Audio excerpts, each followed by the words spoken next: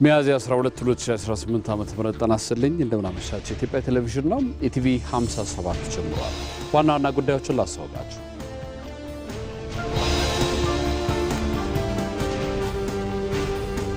የፍትህና የጸጥታ ተቋማት ሰባተኛው ጠቅላላ ምርጫ ነጻ ፍትሃዊና ሰላማዊ ሆኖ እንዲጠናቀቅ በቅንጅት እየሰሩ ነው።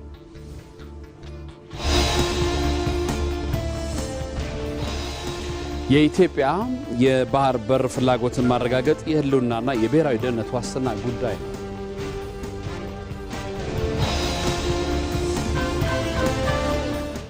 አሜሪካና ኢራን በገቡት የተኩስ አቁም ስምምነት መሰረት ለሁለት ሳምንታት ጸንቶ የነበረው አንጻራዊ ሰላም አሁን ላይ ችግር እየገጠመ መሆኑን መገናኛ ብዙሃን እየዘገቡ ነው የሚሉት ዋና ዋናዎቹ ናቸው።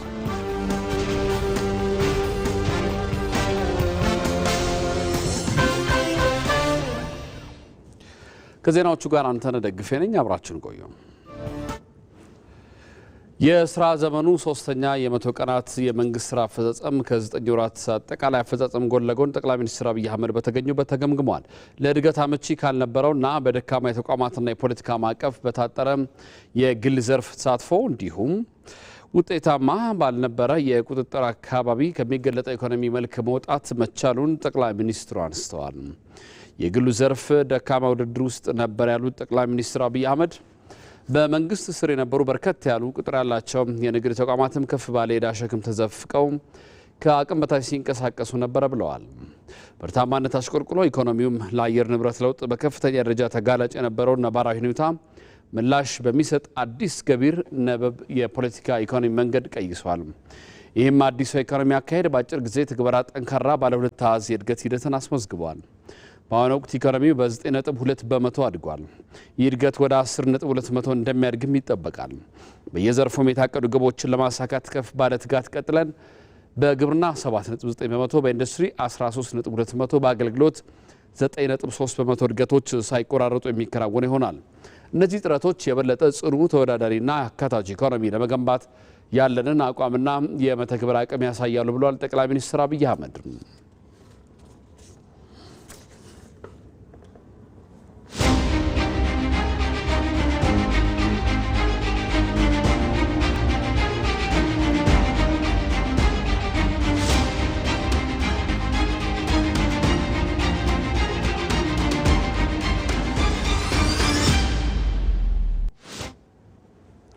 የፍትህና የጸጥታ ተቋማት ሰባተኛው ጠቅላላ ምርጫ ነጻ ፍትሃዊና ሰላማዊ ሆኖ እንዲጠናቀቅ በቅንጅት እየሰሩ ነው።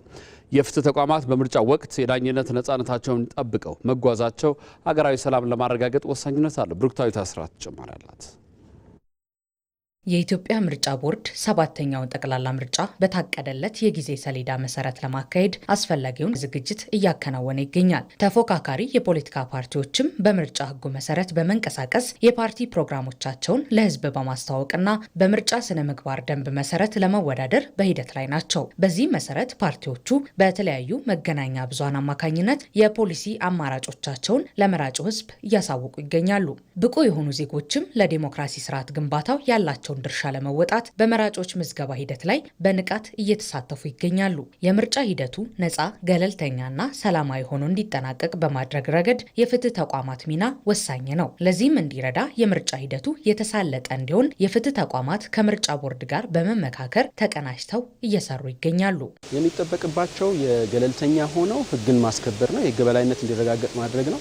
ይህን ኃላፊነታቸውን በአግባቡ እንዲወጡ መደረግ አለበት። ከምርጫ ቦርድ ኃላፊዎች ጋር በዚህ ጉዳይ ላይ ከነዚህ ተቋማት ምን ይጠበቃል የሚለው ላይ ውይይት ይደረጋል። በዚህ ውይይት ይዘው የሚሄዱት ኃላፊነት ይኖራል። በህግ የተቀመጠ ኃላፊነታቸው አለ። ከዛ በተጨማሪ ከዚህ አልፎ በግለሰብ ደረጃ የሚሰራም ጥፋት እንዳይኖር ክትትል ማድረግ እንዳለባቸው የመራጩንም የተመራጩንም መብት ማስከበር እንደሚያስፈልግ አጽንኦት ተሰጥቶት መልእክት ይተላለፋል ብለን እንጠብቃለን። የምርጫ ህጉን ተገቢነት ከማስገንዘብ ጀምሮ ምርጫው ነፃና ፍትሃዊ ሆኖ እንዲተገበር በማድረግ በኩል የፍትህ ተቋማት ትልቅ ኃላፊነት ይኖርባቸዋል። አንደኛው ነገር የምርጫ ህጉን ማስገንዘብ ላይ ትልቅ ኃላፊነት አለባቸው። ንቃተ ህግ በምንለው ስራችን አንደኛው ስራ የትኛውም አገራዊ የሚባሉ ጉዳዮች ላይ የመንግስት መዋቅርን ጀምሮ አጠቃላይ ህዝቡ መሰረታዊ ግንዛቤ እንዲኖረው ማድረግ ነው። ስለዚህ በተለይ ደግሞ ለምርጫ እየተቃረብን በሄድን ቁጥር ምርጫ ህጉን ጨምሮ አጠቃላይ ለምርጫ ፋይዳ ያላቸው ህጎች እንዴት ይተረጎማሉ፣ ከመንግስት አስፈጻሚ አካል የሚጠበቁት ነገሮች ምንድናቸው የሚለውን መከታተል አንደኛው ትልቁ ስራቸው ነው። ሁለተኛ ደግሞ ወደ ምርጫ ኦፕሬሽንም ሲገባ በምርጫ ህጉም በህገ መንግስቱም የተቀመጡ መብቶች መጠበቃቸውን ማረጋገጥ ሁለተኛው ነው። ሶስተኛ ከምርጫ ጋር ተያይዘው ለሚመጡ ስጋቶች ደግሞ ተገቢውን ቅድመ ዝግጅት አድርጎ ያንን መተግበር። በሌላ በኩል ምርጫው በሰላም ተጠናቆ የህግ የበላይነት እንዲረጋገጥ ለማስቻል የጸጥታ ተቋማትም አስፈላጊውን ዝግጅት አጠናቀዋል። ምርጫ የአጠቃላይ የመንግስት የሀገር ጉዳይ ነው።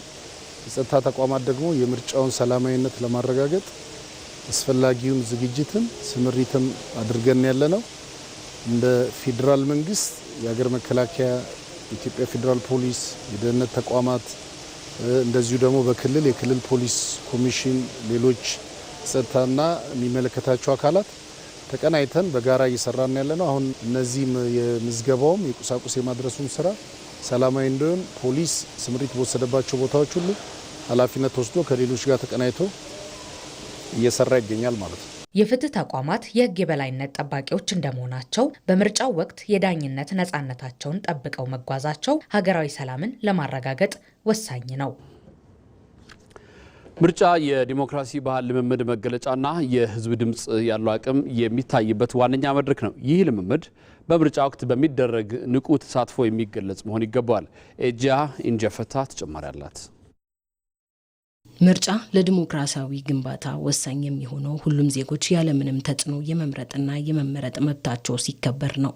የምርጫ አስፈጻሚ ተቋማት ገለልተኛ ሆኖ ሊገኙም ይገባል። ሰባተኛው ጠቅላላ ምርጫ ሰላማዊና ዴሞክራሲያዊ እንዲሆን ሁሉም ዜጋ የበኩሉን ሚና መወጣት አለበት። አሁን ያለው ዝግጅት መልካም የሚባል ነው። ስለዚህ ሁሉም ዜጋ ይሆነኛል፣ ይመራኛል የሚለውን ፓርቲ የመምረጥ መብት አለው። ስነ ዲሞክራሲቲን ቡልቲ ዮታቴ ስርኒ ዲሞክራሲ ሱለፈት አከዳባቱ አንድ ሀገር በዲሞክራሲያዊ ስርዓት የሚተዳደር ከሆነ ምርጫው በዲሞክራሲያዊ መንገድ ማለቅ አለበት። የምርጫ ሂደቱ በዲሞክራሲያዊ መንገድ ሲካሄድ ምርጫው ሰላማዊ ይሆናል። ስለዚህ ለትውልድ ምሳሌ ሆነን ቀጣይ ለሚመጣው ትውልድ ታሪክ አስቀምጠን መሄድ አለብን። እኔም የምፈልገውን ፓርቲ ለመምረጥ ዝግጁ ነኝ። እኛ የዲሞክራሲ ስርዓት ባለቤት የሆንን ህዝቦች ምርጫው ዲሞክራሲያዊ፣ ሰላማዊ፣ ነፃና ፍትሃዊ ሆኖ እንዲጠናቀቅ የበኩላችንን ኃላፊነት መወጣት ይኖርብናል። ሰባተኛው ጠቅላላ ምርጫ ሰላማዊ ሆኖ እንዲጠናቀቅ ሁሉም ዜጋ የዜግነት ኃላፊነቱ እንዲወጡ ጥሪ አቅርቧል። ዲሞክራሲን የሮ ደጋጌ ጉደቱ ብየተኮፊ ዲሞክራሲ ሲያድግ መንግስት በህዝብ ይመረጣል። ምርጫ ሲካሄድ ከህዝብ ዘንድ ተቀባይነት ሊኖር ይገባል። ምርጫው የብሔር ብሔረሰብ እኩልነት ያማከለ መሆን አለበት። ፍለናው በራ ኩመለማ ኩለሰዴቲ መርሳቶር በፋቲ ወልቀበተ ሁሉም ዜጋ የሚሆነውን ይጠቅመኛል የሚለውን ፓርቲ መምረጥ አለበት። እንዲሁም ደግሞ እንደኔ አይነት ሴቶች ተነግሯቸው መጥተው እንዲመርጡ መደረግ አለበት። ነገ የሚገዛን መንግስት ለመምረጥ ዝግጅት እያደረግን ነው። ቃሚ ከሚዩ ወራና ለፈከ ሰባተኛው ጠቅላላ ምርጫ ሰላማዊና ዲሞክራሲያዊ እንዲሆን አስፈላጊው ዝግጅት እያደረግን ነው። በምርጫ ብቻ የመንግስት ስልጣን መያዝ እንደሚገባ የተናገሩት ነዋሪዎቹ የስልጣን ምንጭ ህዝብ በመሆኑ እኛም የምንፈልገው ፓርቲ ለመምረጥ ዝግጁ ነን ብለዋል። ዘገባው የምዕራብ ጉጂ ዞን ኮሚኒኬሽን ጽህፈት ቤት ነው።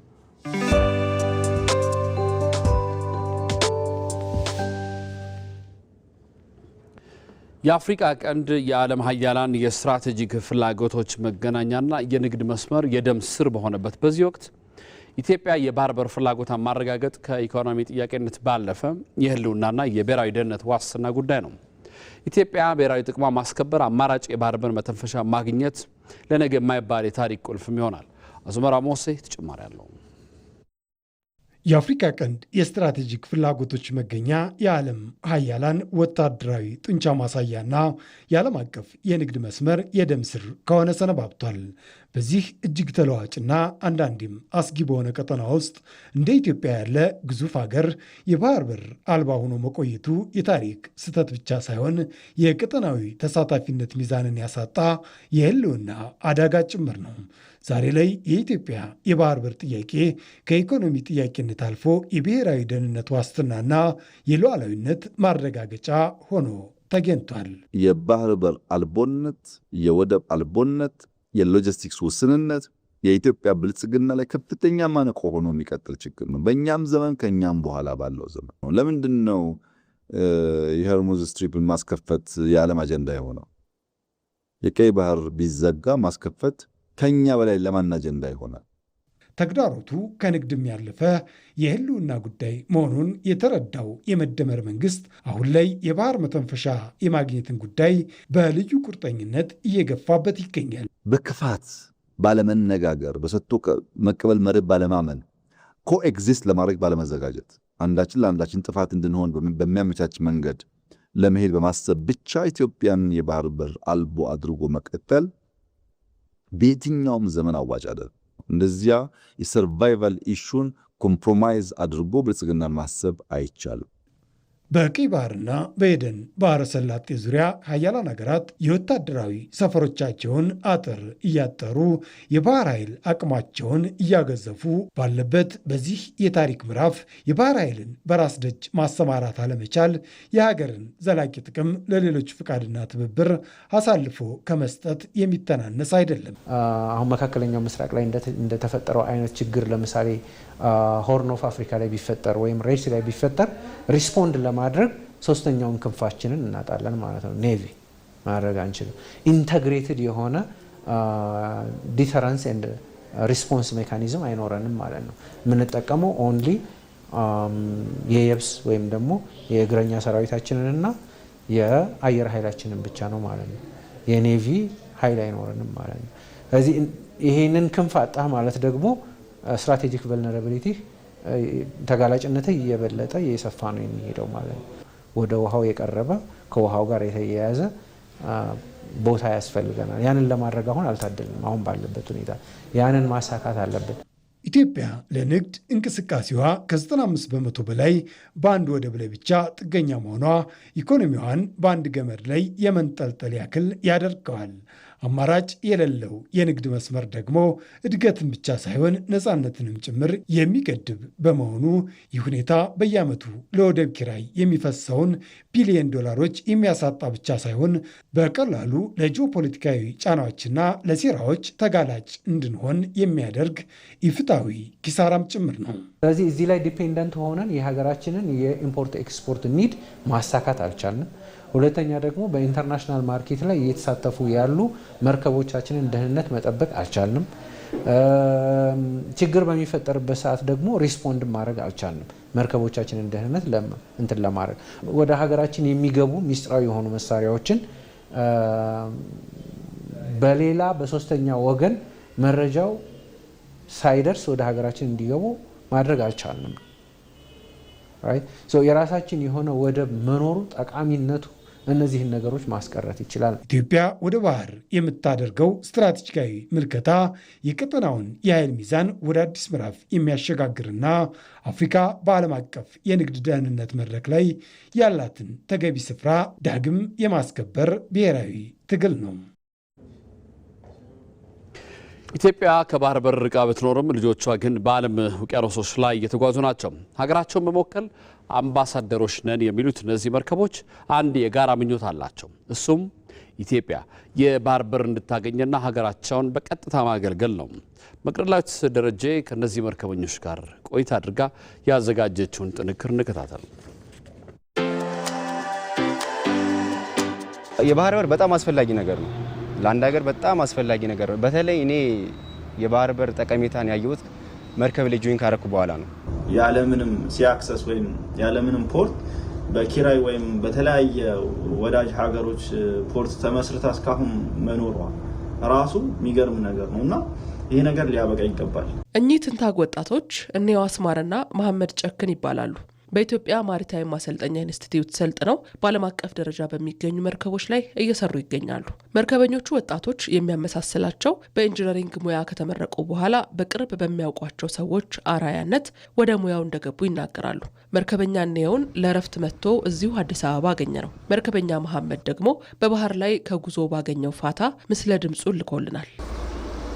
መርከበኞቹ እኔው አስማርና መሐመድ ጨክን እንደሚሉት የባህር በር አለመኖሩ ትክክለኛውን መርከብ አይተው እንዲማሩ ስላላስቻላቸው በሄዱበት ሀገር ከስራው ጋር ለመላመድ ተቸግረው ነበር። ቀጣይ ለሚማሩ ሙያተኞች ችግሩን ለመቅረፍ የኢትዮጵያን የባህር በር ይገባኛል ጥያቄ ማስመለስ የግድ ነው ይላሉ። መርከቡን አይተን አይደለም ከዚህ ምን ሄደው እዛ በቪዲዮ በምናምን ነው በቃ አሳይተውን በኤክስፒሪየንስ ምናምን በትምህርት ላይ ይሄ ነው የሚነግሩ። አክቹአሊ ስታዩ በጣም ግዙፍ ነው። በጣም የሆነ ይከብድሻል። 1 ወር 2 ወር ከባድ ነው እንትኑ ማለት ለመላመድ ራሱ። ባህር ዳር ላይ ያሉ በጣም ትናንሽ መርከቦች ናቸው። ትናንሽ ጀስት ለትሬኒንግ ዲዛይን የተደረጉ ናቸው። ያው ሃይላይት ምናምን አይተሽ ነው የምትሄጂው እና እዛ ስቴጅ ከባድ ነው የሚሆንብን ለ1 ወር ለ2 ወር። ከዛ በኋላ እንደገና ከሽፓ ጋር ፋሚሊያራይዝ አድርገሽ ራስሽን ነው እንደገና ወደ ስራ የምትጀምሪውና እሱ ከባድ ነው ለኛ። ሌላው ደግሞ የሚገርምሽ ከኢትዮጵያ የምንሄድ መርከበኞች ያውቃሉ የባህር በር እንደሌለን አብዛኞቹ ማለት ነው። እና ሰርፕራይዝ ነው የሚሆኑት። እንዴት ጆይን ልታረግ ቻልክ? እንዴት መርከበኛ ልትሆን ቻልክ? ምናምን ይሉናል። ለምን የባህር በር ላንድ ሎክድ ነን ያውቃሉ።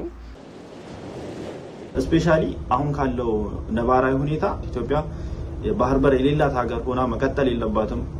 ሁላችንም ይጠበቅብንን አድርገን ይሄ ነገር ሰላማዊ በሆነ ሁኔታ ሰላማዊ በሆነ መንገድ የባህር በር የምናገኝበት መንገድ እንደሚመቻች ተስፋ አደርጋለሁ። ከሀገር ሲወጣ የተሻለ ነገር ሲታይ ለራስ መመኘት ከመሪ እስከ ዜጋው የተለመደ ነው። እነዚህ ወጣት መርከበኞችም የሚሉት ይህንን ነው። ብዙ አየን፣ ለሀገራችንም ተመኘ ነው።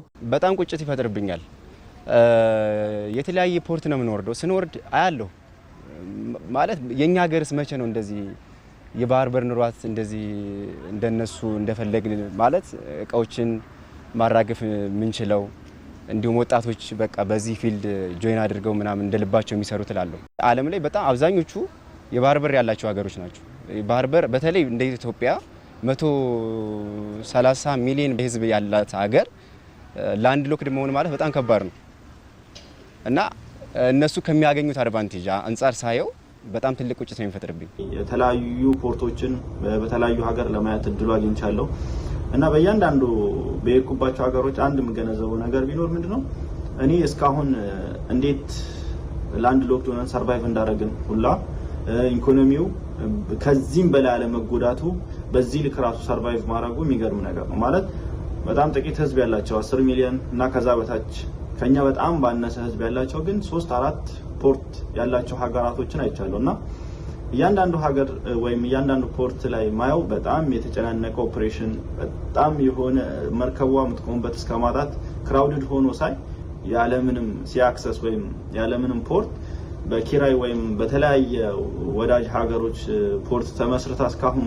መኖሯ ራሱ የሚገርም ነገር ነውና ይሄ ነገር ሊያበቃ ይገባል። በዚህ ፈተና ውስጥም ቢሆን የኢትዮጵያ ማሪታይም ማሰልጠኛ ኢንስቲትዩት በርካታ መርከበኞችን አሰልጥኖ ለዓለም ገበያ እያቀረበ ነው። እነሱም ለሀገራቸው አምባሳደሮች ነን ይላሉ። እነዚህ መርከበኞች ከሰለጠኑ በኋላ በተለያዩ ዓለም አቀፍ ትልልቅ የሺፒንግ ካምፓኒዎች እየሰሩ ነው የሚገኘው እየሰራንም ነው የምንገኘው። እንግዲህ አሁን ላይ እነዚህ መርከበኞች በየሄዱበት ዓለም ኢትዮጵያንም ጭምር እያስተዋወቁ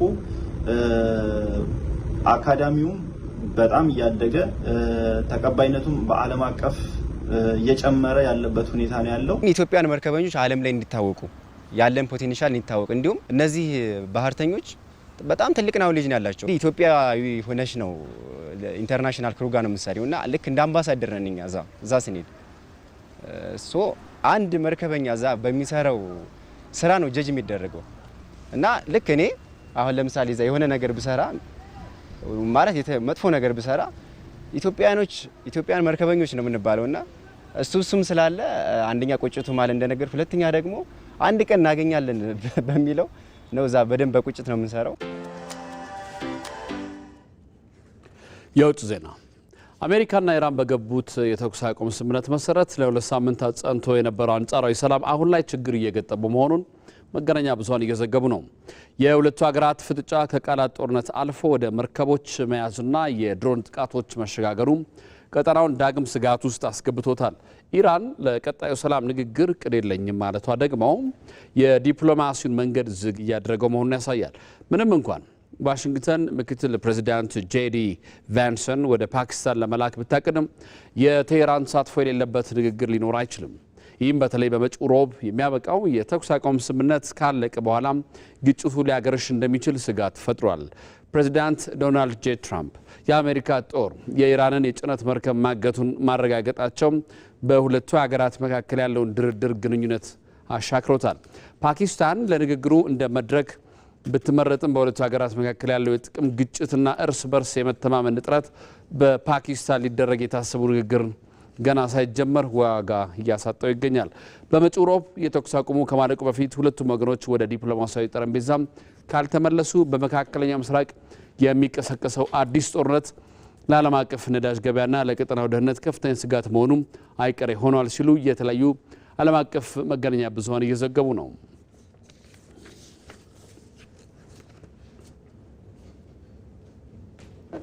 በተከታታይ የቢዝነስና ስፖርት ጉዳዮች ወደ እናንተ ይደርሳሉ። ከኔ ጋር 2 ሰዓት ላይ መልሰን እንገናኛለን። አሁንም አብራችሁን ቆዩ።